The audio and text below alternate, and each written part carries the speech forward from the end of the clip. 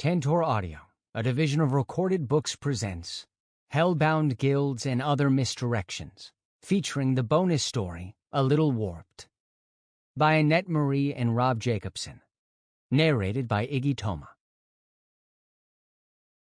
1.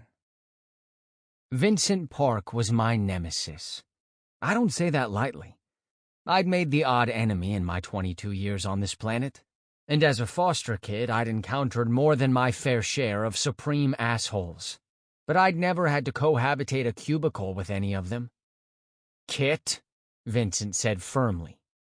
His perfectly manicured mohawk of glossy black hair, fondness for sticky notes, and know-it-all attitude had sat 3 feet from me for 8 hours every workday since I'd become an employee of the MPD. Today was no different. "It stands for Magicae Politiae Denunciatores." He'd corrected me after I jokingly called us fledgling Magic Police Department members on our very first day. "It's Latin." That was the moment I knew I hated him. "Kit," he repeated with more emphasis. Well, that and the cargo shorts. Vincent wore cargo shorts every single day. That alone should tell you everything you need to know about him.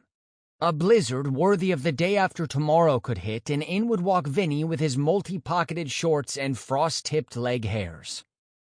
"It's the pockets," he told me when I'd asked. "Do you know how much stuff I can carry in these pockets?" I'd shrugged. "About 2 half-legs worth?" "What do you have in your pockets, huh?" he demanded with more intensity than the topic merited. "Lint, mostly." "I could save your life with what I carry in my pockets." That was how things operated with Vincent. He was always trying to one-up me in every little thing, even pockets. "Kit!" he half-shouted, pulling me out of my reverie. Swiveling on my cheap, mesh-backed office chair, I found my cubicle mate standing 3 feet away. His warm taupe complexion was normally on the fair side, but at the moment he seemed conspicuously pale. I offered a polite smile. "Yes?"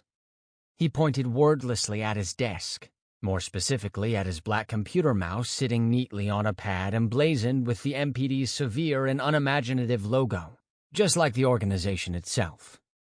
I glanced at said mouse and repeated, "Yes?"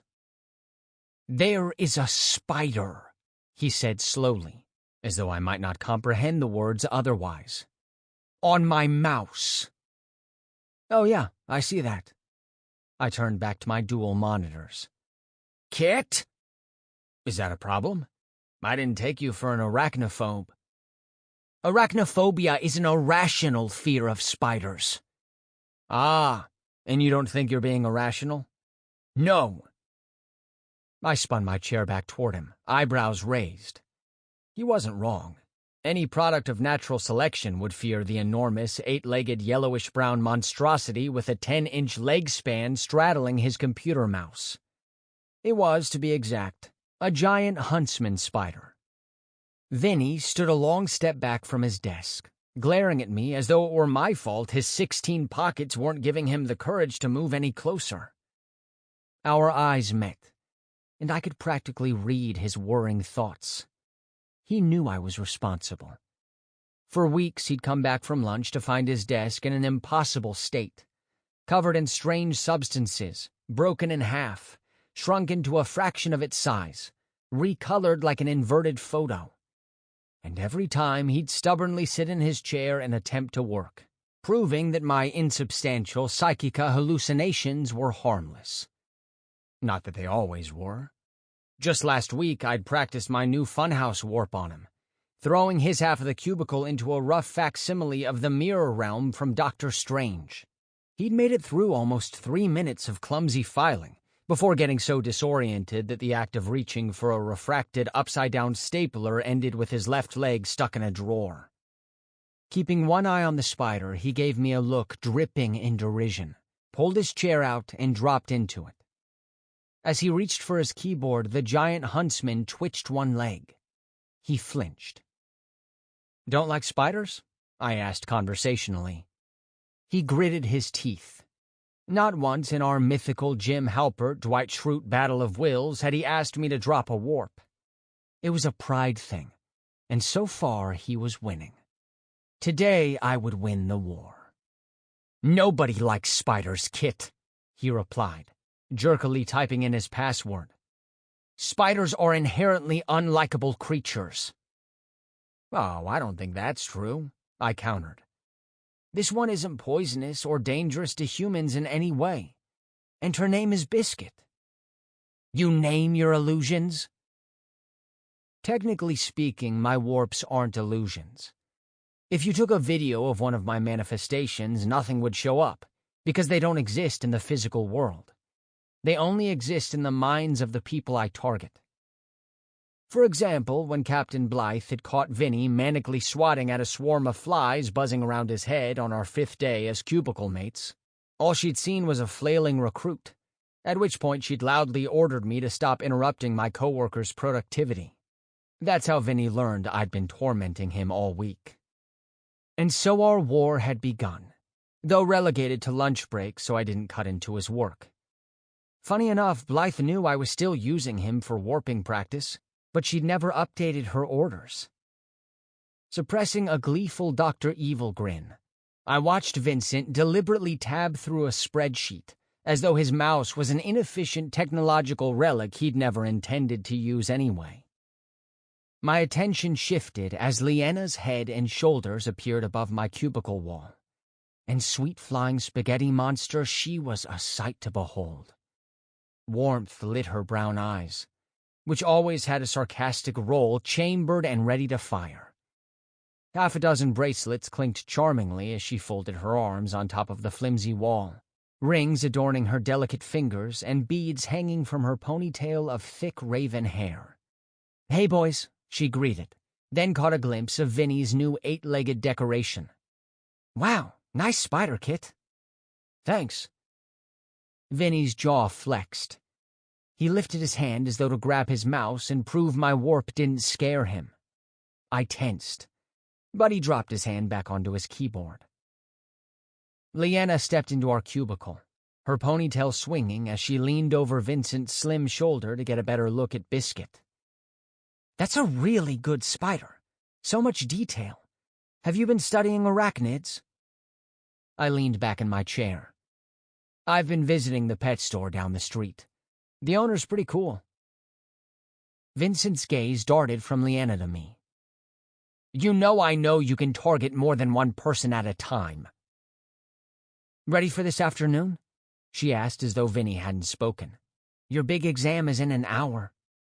"His retake." Vincent hammered the tab key on his keyboard. "He failed his first exam." "Second time's the charm," she told me encouragingly, again ignoring my cubicle mate.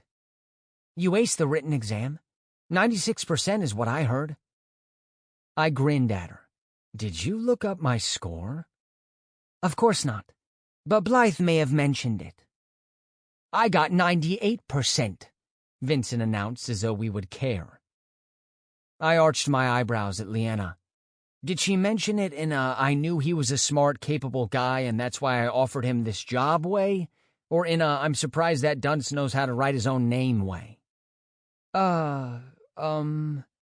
We both knew it was the latter, but I couldn't help but laugh. I have a better idea what to expect with the exam this time, so... "Agent Shen!" At that whip crack of a voice, Lienna, Vinny, Biscuit, and I all snapped to attention. A tall woman filled the opening of the cubicle, her presence assailing us in a rolling tide of stern dissatisfaction at the existence of lesser beings. Gentle waves of soft blonde hair framed her lightly tanned face, probably for the sole purpose of luring the gullible public into thinking she might be of a soft, gentle, or blonde disposition. Captain Blythe casually shifted the 10-pound stack of folders on her arm as her laser stare burned a hole through Lienna's forehead. "I need to speak with you in my office immediately." The blue beam of reckoning shifted to me. "Morris, I'll be waiting for your exam results later. Don't disappoint me again." Her attention shifted to Vincent. "Park, why is there a spider on your desk?" Vincent went rigid as his gaze flashed to the 8-legged behemoth inches from his hand. He was well aware that Lienna was a frequent spectator and occasional accomplice to my illusory games. But he was also certain beyond the slightest, tiniest, most infinitesimal sliver of a doubt that I would never, ever mess with the captain. Which could mean only one thing. He and Lienna simultaneously realized that Biscuit was not a figment of anyone's imagination, and they lurched violently away. Lienna tripped over her feet, lost her balance, and sat heavily on my lap. Vinny shoved back so hard his chair tipped over. He fell into the cubicle wall, and with a loud snap, it broke free. He, the chair, the wall, and somehow his keyboard crashed to the floor. Startled by all the movement and noise, Biscuit scuttled across Vinny's desk and hid behind his phone. Silence fell over the bullpen as every agent looked over at the ruckus. My cheeks ached from the effort of suppressing a jubilant grin. Blythe's hard stare bored into me. What did I say about interfering with Park's work? I glanced at the big clock on the wall. Lunch isn't over for another 2 minutes and 26 seconds, so technically... Her eyes sharpened in a way that made me brace for a telekinetic chokehold. But she merely growled, "No pets in the office, Morris." "Yes, ma'am." She snapped a glance at Lienna, still seated on my lap. Her lips thinned. "My office, Agent Shen." Folders cradled in one arm, the captain swept away. Lienna sprang off my lap, shot me a glare, then rushed after Blythe. I let my triumphant grin bloom. Could that have gone any more perfectly? Not only had I won, but I'd won with witnesses. Ultimate glory. As the regular noise of the bullpen resumed, I pulled a plastic container the size of a small aquarium from under my desk. Cooing reassuringly, I coaxed Biscuit from her hiding spot and into her temporary home. She squashed herself into a corner, imitating Lienna's glare, but with 4 times the eyes. Could this sassy spider do an octo eye roll a la Agent Shen too? Maybe a Kumonga joke would generate one. "I can't believe that thing is real," Vinny muttered as he righted his chair. "Want to pet her? I don't think she bites. No promises, though." He mouthed 2 words at me, one of which was 4 letters and not very polite. My. I set Biscuit's container in the middle of my desk where she'd be in Vinny's line of sight while he repaired his cubicle wall, then sauntered off into the greater bullpen. Time for my lunch, which I delayed to babysit Biscuit while she'd made friends with Vinny's computer mouse. The bullpen was the epicenter of everything interesting that happened in the Vancouver precinct. It contained 24 cubicles and twice as many workstations, though only maybe 60% of them were claimed. A pair of glass doors at one end offered a glimpse of the lobby, but I headed in the opposite direction, ducking into the high-traffic hall that connected the rest of the main floor with the bullpen. The nostril-abusing stench of microwaved fish wafted from the staff room, and I pulled up short. What briny asshole had flouted the cardinal rule of communal microwaving?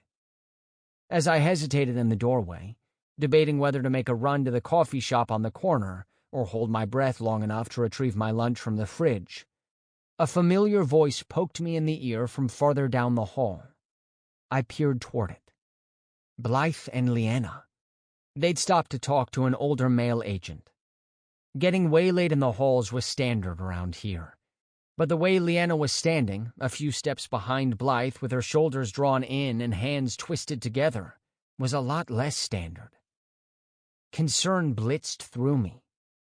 I flicked a glance at my surroundings, found no one looking my way, and with a quick thought, dropped an invisibility warp on every mind in my vicinity. Vincent and Lienna, and even Blythe herself, were convinced I wouldn't mess with the Cap's mind. I actually wasn't sure why they thought that. Did they assume my new job title had transformed me into a more honest and upstanding citizen overnight? I mean, yeah, it had. Fractionally. As I headed toward the chatting trio, Blythe waved off the older agent and continued down the hall, Lienna following like a beautiful but uncharacteristically anxious shadow. The security cameras could still see me, but I wasn't worried about that. As long as I didn't act suspicious, security wouldn't even notice. I trailed them to Blythe's office, debating the whole way whether I should back off. Whatever this was, it wasn't my business. It probably wasn't even anything important. Maybe Blythe wanted to propose a trade in a fantasy football league they were both secretly part of. On second thought, Blythe involving herself in anything that used the word fantasy was absurd. The captain strode into her office. Lienna hesitated in the hallway, unintentionally giving me a helpful 2 seconds to catch up. I was going to stop there. Really, I was. I didn't want to deceive Lienna or hear something I'd regret. Honestly, I didn't intend to follow her any farther. Except, as she hesitated with her face turned away from Blythe, her teeth caught her lower lip, biting down so hard the soft pink skin turned white. For that brief moment she looked small, scared, and too young for the title and responsibilities she carried. Then she drew in a steadying breath, pushed her shoulders back, and stepped into the office. And I stepped in right after her, unable to leave her to face Blythe alone. Not that my presence would help, since she didn't know I was there. I scooted straight into the corner of the office. The first time I'd set foot in here, I'd been blown away by the shattering of my expectations. I'd 100% anticipated towering stacks of folders piled to the ceiling, or a futuristic filing system that rotated in and out of the walls like something from an evil genius's lair. Or at the very least, a high-voltage power receptacle where she plugged herself in to charge her Android batteries. Her office had none of those things. It didn't even have a regular filing cabinet. There was a low bank of cupboards beneath the window behind her for storage, some framed achievements and certificates on the wall, and a single photograph on her desk showing 3 people. A somewhat younger Blythe, a woman who could be her mildly de-aged twin, and a little girl about 5 years old. Sister and niece, I assumed, though they could easily be 3 robot clones she kept in storage. Lienna shut the door, and as she faced Blythe, doubt assaulted me. It would be excruciatingly awkward if either woman discovered my unwelcome invasion. I glanced at Lienna's collection of necklaces, topped by a cat's eye pendant that could block my psychic magic from her mind with a quick incantation. Yeah, I really should have thought this through before committing. But then the captain spoke, and her somber words slapped all regrets out of my head. Agent Shen.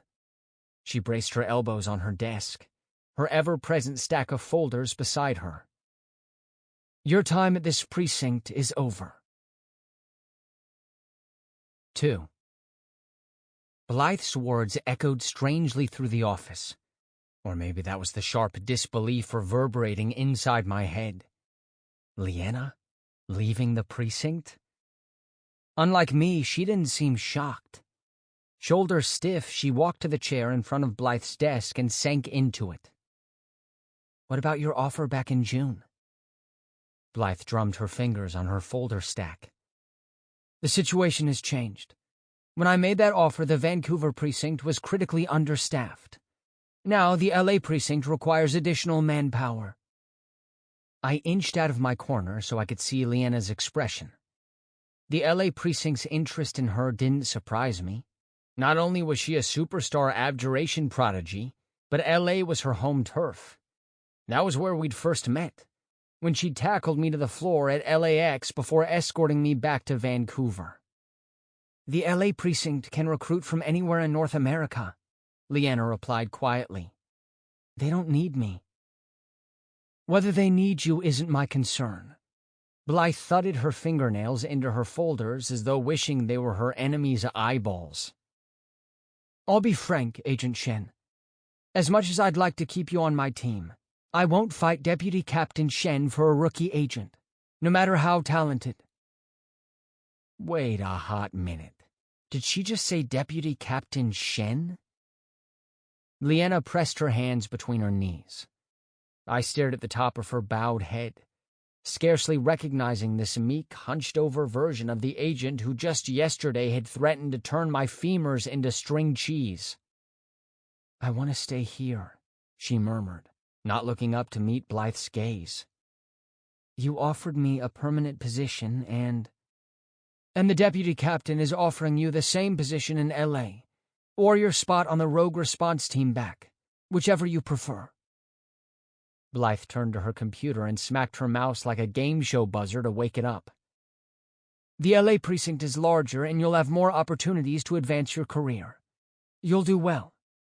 That was the nicest thing I'd ever heard Blythe say, but her dismissive tone still made me wish 1,000 paper cuts upon her fingers from her perma-stack of folders.